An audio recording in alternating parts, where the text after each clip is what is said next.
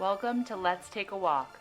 Today, Charlie and Jon Feld discuss the real impact that today's economic volatility is having on organizations, teams, and decision making. They share practical ideas for positioning your organization for success in the near future. Now let's get the conversation started with Jon and Charlie.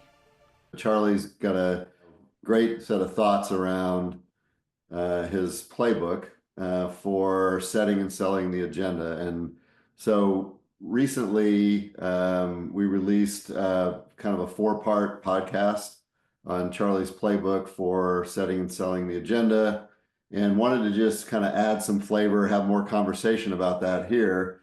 Not just with Charlie's thoughts, but some of the things that you guys are facing and doing, and maybe even hopefully having some success with. So anyway, I guess Charlie, if you could just start, we're hopeful that everyone will listen to the podcast, but I know when we get to 60 people and people are busy and maybe everyone's not caught up and not listening to them, can you just maybe just give us a quick synopsis of that playbook and just for those who have listened to it, maybe see what Charlie's, kind of emphasizing most out of it. And for those who haven't, this is a way to kind of get level set.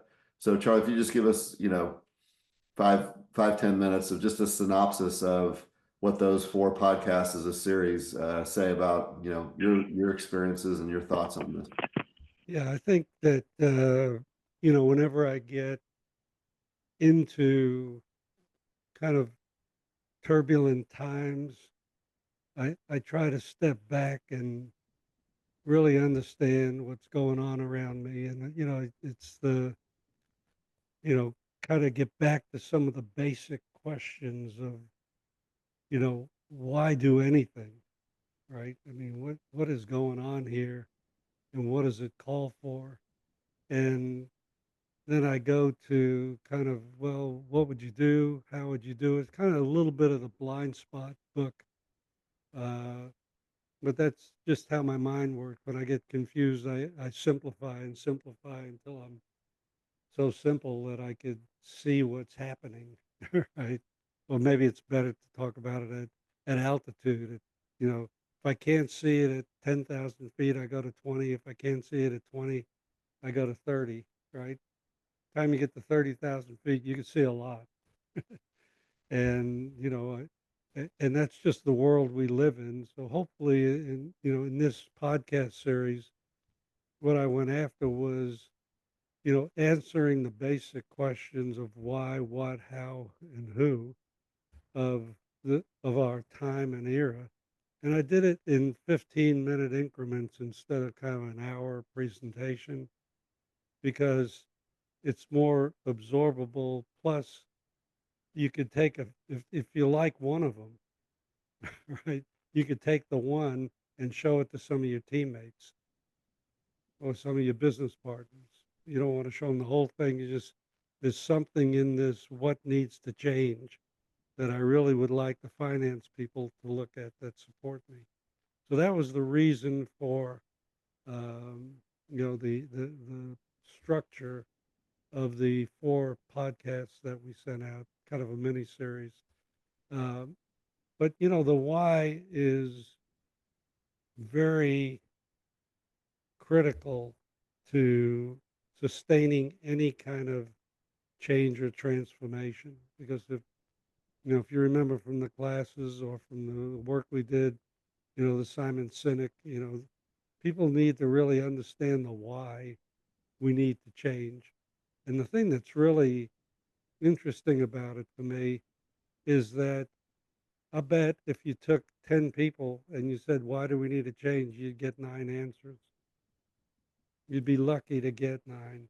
You might get 10. And that goes for the CFO may have a different reason than the chief marketing officer, than the CEO, than the board members. So when people think they understand why change, right, it's pretty important to really, kind of, get that on the table and have a discussion about it. Not have a why meeting, but have maybe a series of why lunches with different people around you that matter, right? And just start listening to why they think we need to change. So I talked about why I think we need to change in there from a macro point of view, and that is, this is a true transformational era. This is not an incremental one, right? We've only had a couple of in my lifetime, a couple of true transformational eras. One was when the mainframe came out. It transformed the businesses into national companies with centralized functional excellence and tremendous leverage and power. The second one we had was the internet. It wasn't client server. It wasn't, the distributed world. Those were increments to the mainframe, but a true transformation where companies, people, the way commerce works and everything else. The second one was when the internet came out, right? And it particularly got a boost when the iPhone was announced. So that was a true transformation, and people that truly transformed are competitive now, but people that didn't are gone, right? It's kind of the Sears versus Target, right? Or Kodak, or those kind of companies. This third era is really about the ability for strategic agility and tactical agility. You've got to be able to respond, because if people think we're just going through a cycle now that's a little bit crazy, I think crazy is here to stay. So how do you manage crazy, right? How do you actually build systems and business rules and business processes and data, and we are front and center in this one, right? So if people don't understand that the technology is what's causing it to change, but it's a change in every part of the business model, the technical model, the economic model, the organization model. It's all up and in, and therefore it's not an IT thing, it's a business thing. So getting people to understand that it's here to stay is a big part of the why. And I think you could lead that conversation and just get a lot of people thinking that this one is truly a change era. Hey, Charlie, Yeah. one thing, just you've said a lot, most executive teams get why. I think it's interesting when you just said it there. I've, obviously heard you speak about this a lot more, maybe more than anybody, but I heard a different thing there, a new thing, which is maybe everyone has their own why. They don't get the why, they have their why, and they don't. Right. And so harmonizing or finding a way to get common on the why or account for everyone's why is kind of an interesting critical twist on that. So I think that's good. I just wanted to add that before you get Yeah. into the what. Yeah. And the reason the why is so critical is because it leads to the who, right? If people lock in on, boy, this is a big deal, and this is not just picking a Microsoft over somebody else's AI tool sets and, a lot of cool, innovative things, but this is structural and going to change the way commerce works. Tariffs on, tariffs off, different prices, different, conflicts all over the place. Whatever's going on is here to stay, because all of a sudden, if you haven't been able to get the business leaders to pay attention, they'll start paying attention. And that's where you start asking for, well, if this is what we're going to do, I need to get some game changers. I need to get some people from each department, from each function, right, to be able to participate with me or with the IT group on, so HR, finance, everybody's got to play, and we will orchestrate and tighten up the why change as a team of cross-functional, cross-business unit team, okay? As opposed to IT is in the wilderness trying to get people's attention on the business side as to what we need to do, right? And that leads to kind of the what, which is the third part of the series, which is there's so much that needs to change. You could begin to imagine what needs to change, but there are a couple of things that are really big deals that if you don't get them to change, it doesn't matter what you do, right? One thing is the way we look at planning and funding and investing in IT, right? We've been on this G&A syndrome, overhead expense, annual operating plan, project lists that never end, draw a line, take in the project, you know, and get it done and delivered. That's how we've been for 60 years. And 60 years ago, it made sense because all we were doing was accounting systems and HR systems. We were doing payroll and accounts payable and accounts receivable, right? And now you come forward, we went through uh, the mid office, then we went through the front of house with sales and marketing stuff and websites, and now it's pervasive fabric, and we're still accounting for it in the same way. And we got to think differently about how you create value against the entire P&L. So that's a big part of the what needs to change. But what it needs to change to, we put a little bit of flavor in that. It needs to be capability based in a multi-year window, right? Not an annual plan with projects. So Mhm. that's what the third one's about. And the fourth one is, how? How do you go about it? And, that's where the story comes in. We've got to be able to tell a cohesive story of the current state and how we got here, and then a future state and where we need to be going in the future, right? And it's going to, have to take some time to put together the story and make sure everybody comes together, because if you have 15 game changers from 15 different functions, you're going to get 15 stories, because we're still in the industrial model of a business unit or a function, right?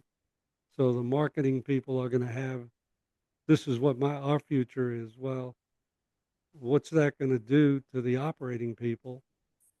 And it's going to raise costs. How do they keep their costs in line and maintain margin? When you have those kind of discussions, you come up with a holistic story that's all up and in, that's going to take many years to get done. So that's kind of the four parts. I made it just the stream of consciousness is simple, where people could understand it and maybe apply some of it. And even if you want to jump in the middle, and that's why we did it in 15-minute increments, you just want to take one and show it to the finance guy as to why the G&A thing is a problem and why Mhm. projects Yeah. and annual plans are a problem. That's good. Take it and use it, or just use it for your own educating your teams any way that you want. But we've got to get out of the spin cycle and got to get above it a little bit to see what's going on, because when you're in a spin cycle, everything is a blur. Yeah, So that's Charlie. the purpose of it. Yeah, hey, while you're talking, just a couple reactions. The Wesley story says CIO at Genesis, Yeah. and Hey, Wes. Melanie, CIO at Laser Logistics. Just for everyone else, I know Charlie knows who they are, but so Wesley was saying sometimes you have the why, but the blind spots of what does it mean to each different person, each different like function around the table. Not knowing the different whys can lead to a blind spot, there. And then Melanie was saying also just the timelines to harmonize on, like what time frame are we talking about changing? Is it within a quarter, within a decade, within a year, things like that. So I think this idea of getting everyone around the table talking about the why and articulating it seems like it's resonating with Yeah. people there. I don't know if Melanie or Wesley, you want to add anything else to that? If you can, if you want.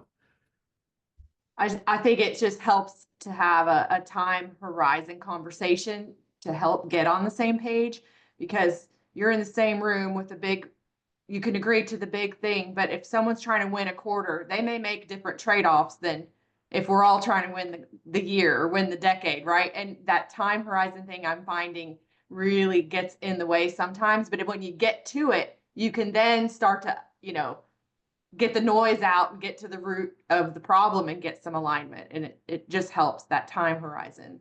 And, Yeah. we're in a world today where there's no mercy. You got to win the quarter. That's table stakes. And so it starts to get challenging, but it helps a lot when you can get on the same page about it and at least be clear what your trade-offs are.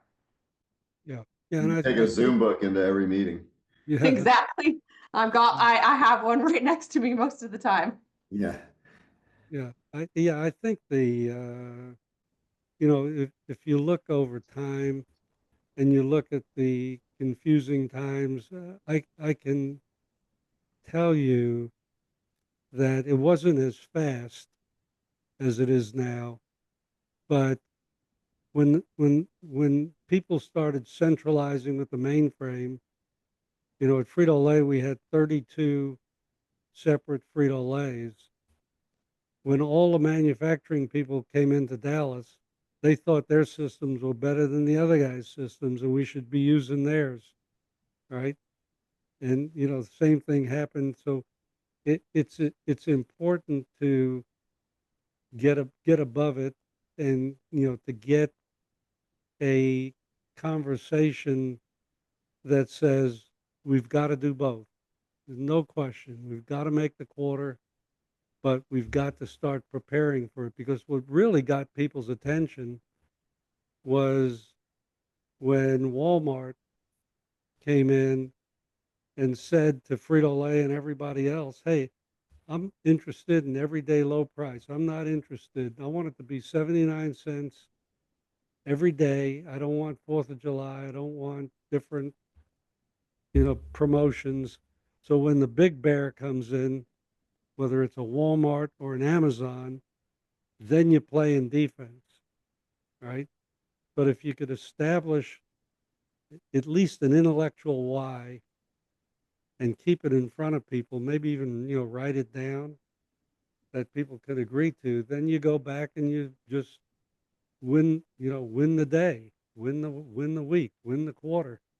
I mean, that's the way it works. But you can't have no bandwidth to look out at the future, because you're going to hit a wall. Yeah.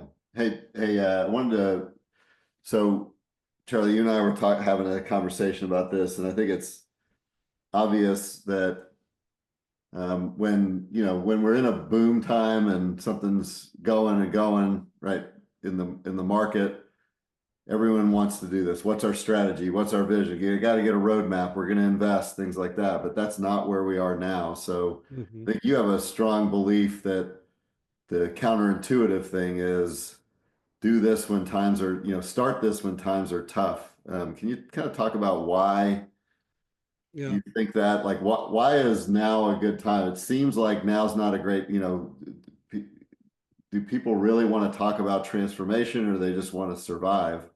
Why is that why is your intuition the thing that's counterintuitive for most? And what do you think about the times we're in now? Well, I think that, we're, hey, Brittany, could you put the people back up on the screen? I can't see anybody. I feel like I'm in a room by myself here. I'm on it. You Can't start see talking, me? I'll fix it. You can Oh see, yeah, I he see can probably you. only see I you. He see doesn't you want to all see the just time. you. He's bored of me? Okay. Yeah, Yeah. go ahead, Charlie. I'll fix it. Okay. Yeah. The what I've seen is, we're definitely in a spin time. We're really not in a downtime. A downtime was, oil embargoes or financial collapses or, COVID. Those were shocks to the system and rallied people very quickly. This is a little more subtle. This is a time when people are uncertain, right? And when you're uncertain, you get conservative and you pull back on things. There was no uncertainty during COVID, right? So distinguish downtimes from just uncertainty and we don't know what's going to happen here. So we're going to come up with a million ways to save money, and we'll cut the IT budget and offshore and do this, and nobody travels or whatever, right? The interesting thing I've seen, though, because I've seen a dozen times like this before, the difference between a real downtime and kind of an uncertain time is an uncertain time is pretty shallow, right? It comes back.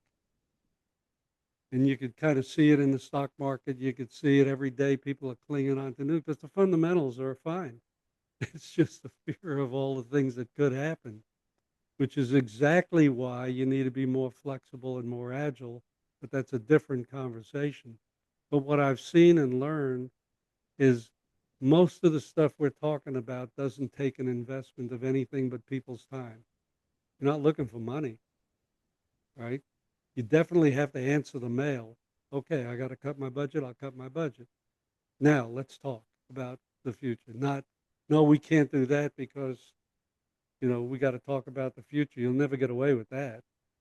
So, okay, fine. I got to get a $100,000 cut here. I can't travel. I get it. Fine. We're going to do that. Now let's talk about why we need to change. I'm not trying to talk you out of your short-term win the quarter. But what I've also seen is if you do these things in the downtime, it's like if you can't afford to go out to eat, you go order a pizza and everybody sits home and eats. you know, you can survive without going out to a fancy restaurant. I get that. But it's what you do in the downtimes will create how you ride the wave and when times turn up. If you don't think about things and work with people and communicate the why change and what has to change, you're flat footed. And when it comes back, you get a different kind of craziness on the other side of the flip, which is buy this, buy that, buy Salesforce. Oh, Salesforce does this. Let's use it as our data platform, or let's lift and shift and get off the mainframes, and let's buy this AI. You got 47 things coming at you because you don't have a way to channel it. So what I found in answer to John's question is I kind of like the downtimes because you get a little peace and quiet. I mean, you gotta do stuff with no question about it. Keep it together, keep it working, but you're not trying to fight 57 projects that are coming in from 50 different consulting firms, right? Because there's no chaos. Everybody got that budget cut. So think about two things. One, when we're in the trough, let's just call it a trough, not a downtime or a bad time. When you're in the trough, do what you need to do, but try and get these 4 questions on the table and get the dialogue going, because when you come out, you want to have your legs under you and have some sturdy support, right? When people want to do everything, but not in a sequence. Does that make sense? Yeah. Makes sense to me, but that's me. Yeah. Just for everyone else, I know we're asking kind of a survey question there and trying to see like kind of what some of the challenges are for people doing it at this time. And I'll let that keep going. But while we're sort of finishing that up, Charlie, you know this, and so I just would share it with others. Like, so Charlie and I are having this debate. We're talking about this call and saying, hey, this is great that people have a playbook, but is now the right time? Or do people just want to hear how to make their budgets and how to cut costs and things like that? And we're having this debate, and Charlie's obviously got his point of view. And then BCG, Boston Consulting Group, it's just a group that we talked to some about teaming up and partnering, and they've got great stuff that they publish. And Charlie's reading it, and he found this. They just published last week a study about how people manage transformations and the paradoxes and things like that. And one of their paradoxes was when to start a transformation. And I just want to show this little graph they did. They've done a long study of this. And so it came, this is kind of Charlie's got his data of his 12 times and his instincts and things like that. But this is what BCG came up with as a study, is just the percentage of successes and transformations seems to be the highest when they're started when there's downtimes. And so you look at the numbers there, and COVID's the latest one. There was the 08-09 financial crisis, the 2012 in Europe.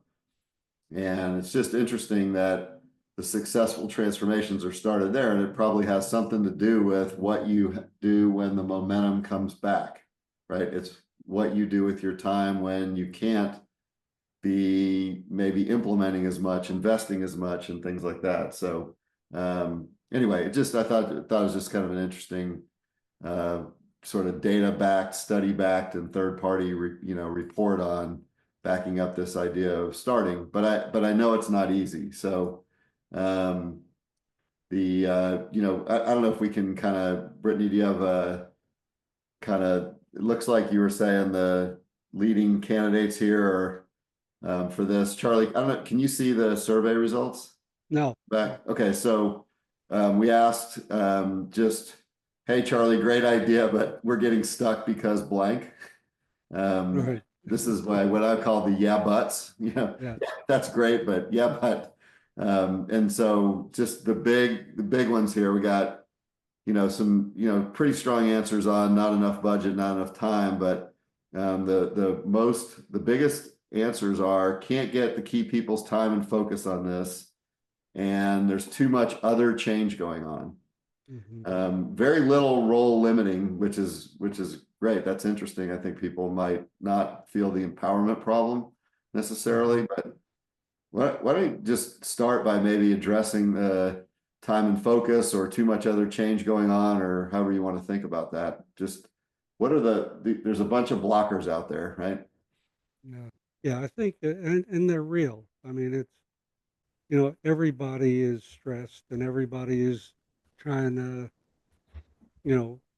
hit home runs and, but everybody generally eats lunch. So I'm big on eating lunch, right? So you find them and you say, hey, let's go to lunch. And I could talk to people about why change and kind of, but you're not trying to sell them anything. You're just trying to have a conversation with them, right? And I know that's very difficult in the world we live in, because almost everything is virtual. People don't live in the same city. People that do don't, every company doesn't come to work. You don't run into people in the halls, right? But these questions need to be addressed, right? Somehow with your peer group, and somehow with your, leaders that work for you. You know, and you just have to find the time. It doesn't have to be a big event, doesn't have to be an offsite. It could be casual, right? It could be on a trip. But remember, you do have to answer the mail. And I'm not saying, it's pretty dangerous for your health if you just say, no, this is stupid, we're not doing this, right? But, let me give you an example of something that I would worry about. These are not huge topics, but, you want me to outsource all of my development and send it to India to save some money in this period of time or wherever.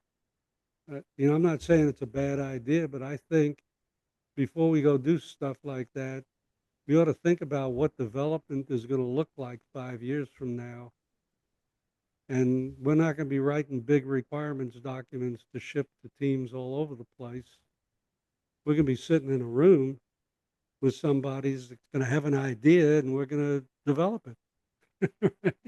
I can't do that in the world I live in now. So the org model matters a lot, because when we started, I know John just hit me in the head if I'm rambling too much, but when we started, I literally was a developer within IBM. I was a systems engineer. We'd sit with the business and they tell us what they wanted and we go write it and bring it back, right? Then somebody had the bright idea that we're going to put all the IT people in the IT department and we're going to put them in this part of the building because you got to have career development. And then we were still able to walk to the business, but we got a little bit of separation. And then we got to a point where IT could move out of the building because it was a unit. Well, now we had to get in our car to go see the business. And then somebody had the bright idea that, hey, we could Oh, no, offshore all this stuff. um, We don't need to, right? And then they had the idea post COVID that nobody needs to come to work. You can work from home. Well, that's not the way development's going to happen in the future. I mean, developing these AI, scenarios and stories. And in fact, there's going to be a lot the business is going to do if we build the architecture right to solve their own problems as opposed to having to go to a developer. So before you do that, you ought to take a look at the org model. Well, if you're going to take a look at the org model, you really need to take a look at the economic model, and you really need to take a look at productivity, and you really need to take a look at the capabilities you need to build and the architect. So all the models start coming in. Now, I know that in my mind because I keep learning, right? It's important to keep thinking about stuff like this. Even if you don't talk to anybody, you got to think about why, what, how, and who. You're only talking to yourself or your best friend, right? Otherwise, you just become a gerbil running around. So if you do that, then they say, well, you got to outsource to India. Well, okay, let's just talk about that a little bit. And they say, nope, I hear you, but we got to win the quarter. Say, okay, fine, do it. Don't fight it. But get ready for the next time they want to do the next thing that doesn't make it. So you got to be able to say, okay, I got it this time, but we really need to have a discussion on what development's going to look like in the future. We're signing long-term contracts, signing up people that we maybe in all the wrong places, doing all the wrong things. For what, I mean, we're looking at AI tools now. It's just stunning. It's just stunning what you can do if you don't sit there and think about the way we used to think about development. But anyway, So it seems like one thing I'm taking away from that is just if you could take a request and a thing that somebody's feeling like is the important thing to do in uncertain times, or we don't have budget or cut costs or change this or change that, take it and use it as a thread to pull on to get to the systems thinking the other model. We teach not to stare too hard at one problem and think it's solved by staring and fixing that problem, but there's a system around it. So there's a way to take a economic model budget cut question or an org model offshoring question or a AI tool selection question. That's these point things. And I'm guessing, somebody pipe up and tell me if I'm wrong here, but some of this too much other change going on is there's a lot of these kind of requests coming in from different parts of the organization. Take those requests and show people how they connect to some of the other things and how they connect to some of the larger questions. And if you can get that, use what they're talking about to start the conversation. Don't ignore somebody's request to cut the budget or to pick an AI tool and say, no, wrong conversation. Let's have a conversation about transformation. Use that conversation they're having to show them how we need to think about it and go from there, see if you can widen the aperture. Is that yeah, kind of? yeah, and also have a point of view, because if let's say we go out 3 years, people change, new people come in, they say, why did you do this? Didn't you know any better? Right? Say, well, I tried, but here's what we were up against, right? So you've got, as a leader, you've got to have a point of view, and you've got to be thoughtful, but you've got to react to the moment. And I'm sure there were people inside of Sears that said, "Whoa, God, you shouldn't be doing this, right? You should be doing that." but nobody listened. Well, okay, not everybody's going to survive this. I mean, see, I think the risk here is if you don't become strategically agile, which means you can change your business model quickly because you build it with building blocks and it's all about business rules and you have good capability architecture, right? Or you haven't thought about the technical architecture or the data architectures and stuff like that. I mean, you end up just running in a swirl, but you do have to run in the swirl. I'm not suggesting that anybody ought to stand up and tell that boss, boy, this is the stupidest thing I've ever seen. That'll go not so well, right?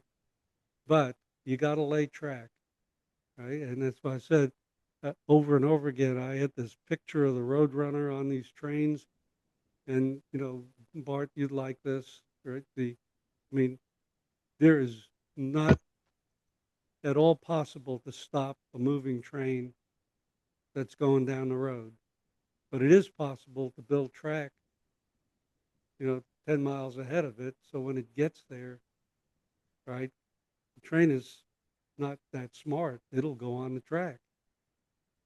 Right? So you got to get out someplace and start. And if all else fails, at least you tried. As a leader, you're not going to win everything. I mean, I had to walk away from a few things that I just couldn't get on top of. Right? I just tried and tried and tried, and finally I had to walk. Right? I could name two of them right now. Right? That just wasn't going to work. But this is about what a leader does and what a leader thinks about. And, we're just trying to give you the stimulation for kind of an hour or a month. Hey, think about this. Then you go back to the war. You guys are not old enough. I know John knows about the shepherd dog and the whatever would fight all day in the farm. And then at the end of the day, they'd punch the clock. The And they'd cartoon. yeah, it's a Yeah. cartoon, right? I mean, it's Sam, the shepherd dog, and somebody else, but you go back to your work, but you got to take your time Yeah, out a little bit. Sam and the Wolf, I Think think it about was. it. Yeah. Yeah. I think this laying track out, by the way, Bart said, gotta love Charlie. 1 minute he's flying at 30,000 feet. The next minute he's building track at 0,000 feet. He didn't say that last part, but When I got to the railroad, I went to the morning meeting every morning, and every morning we killed one or two people, and I just couldn't believe it, right? And people park on the track because they commit suicide, and and at Frito-Lay, we never killed anybody, but I think, although we might have killed them over time, but we never killed them that day. So, so So I think that idea of the building track is, and Melanie brought this up before, win the quarter, win the decade. I think just for every individual, you gotta do what you gotta do now. And everyone's doing that, I'm sure. But then the question is, how do you find some bandwidth to think about the future so that 3 quarters from now, what's happening then is guided by what you thought about in the larger context. And I think that gets to the people. So what about like the people that each of these leaders has some control over? They work in their groups. I think you and Jeff one of the challenges was there. I can't get the key people's time. Outside of your group, that's one thing, but inside your group, there's a different thing here to find the bandwidth there. And I know you and Jeff just did a podcast that was released, I think today, that is just about finding time for what's most important, not just what's urgent. And I don't know if you want to talk a little bit about that, because I think that connects to this problem here is, yeah, Charlie, great idea, but I got no time for this because I'm spending so much time worrying about what's happening right now. yeah. Yeah, I mean, time is a problem. And I talked to a number of people that, I mean, that basic life is just work. I mean, they can't get off to go to kids anything, games or anything, because the calendars are so packed in, right? That you can't run this way all the time. So you've got to figure out a way to create some time for yourself. But more importantly, a lot of the craziness comes from the north, comes from the executive team down, right?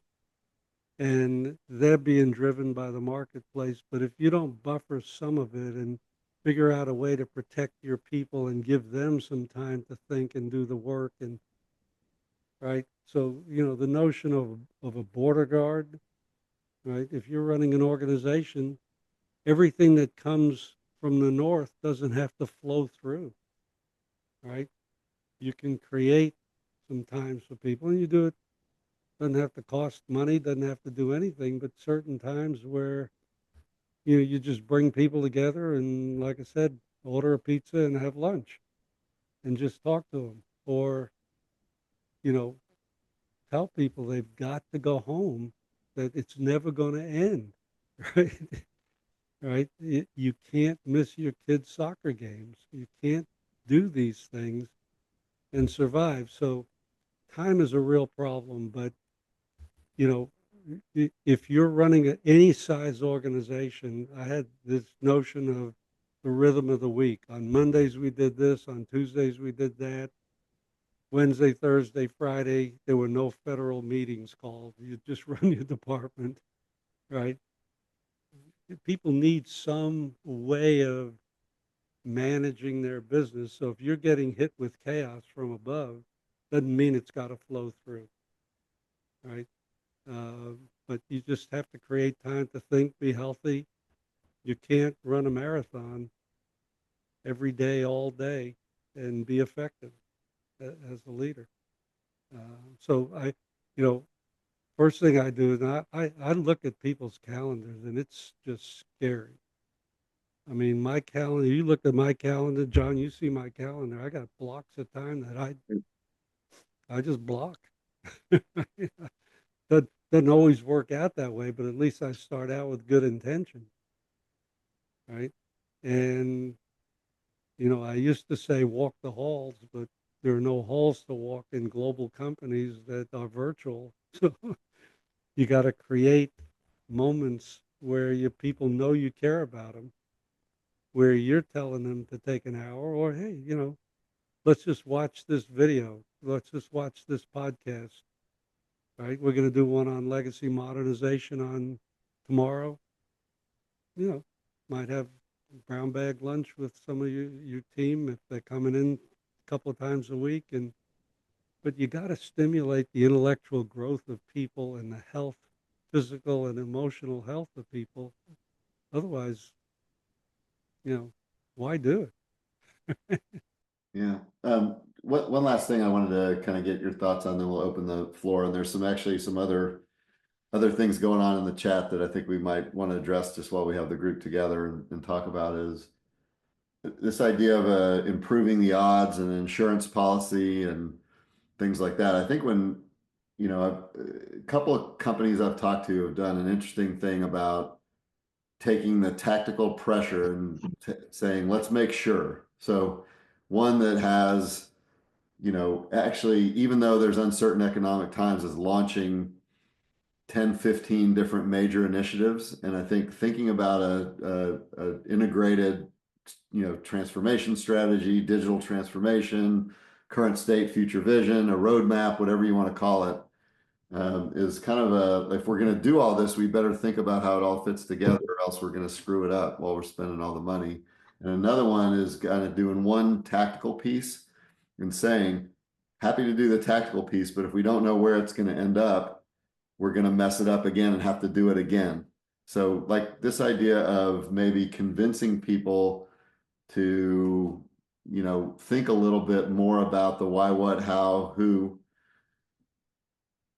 on as an insurance policy for risk. What do you think about that idea? And Yeah, I kind of yeah, get that across to people to take the time to look before you leap. It's basically a look before you leap strategy. yeah. I think that every reaction that you have is creates an event in another place, because things are not functional. So if you took a commercial project that somebody needed to go do, it's going to have to be executed operationally, right? If you took an operations thing that you're doing, it's going to limit what you could do commercially, right? So getting people to understand that everything touches everything else, right? But until you get them to the point where they understand the impact of what this particular thing is going to cause everybody else, right? You're going to really struggle to change the conversation. So I've always felt and found that when you take uh, 10 or 15 game changers from each group and you bring them together, they can speak for commercial, they can speak for operations, they could speak for finance, they could speak, and you could use that as a way of kind of backing into the box stop, if you will, right? And, because companies are getting pressured to grow revenue, but also cut costs, right? But unless you engineer that properly, right, you're going to end up growing back the cost, right? So, this is basic understanding the flow. And I don't think anybody but the IT people really have the cross-functional, cross-business unit view of the world. It's not that they're bad people; they just see the world from their lens. And remember, we've had 100 years of functional excellence, right?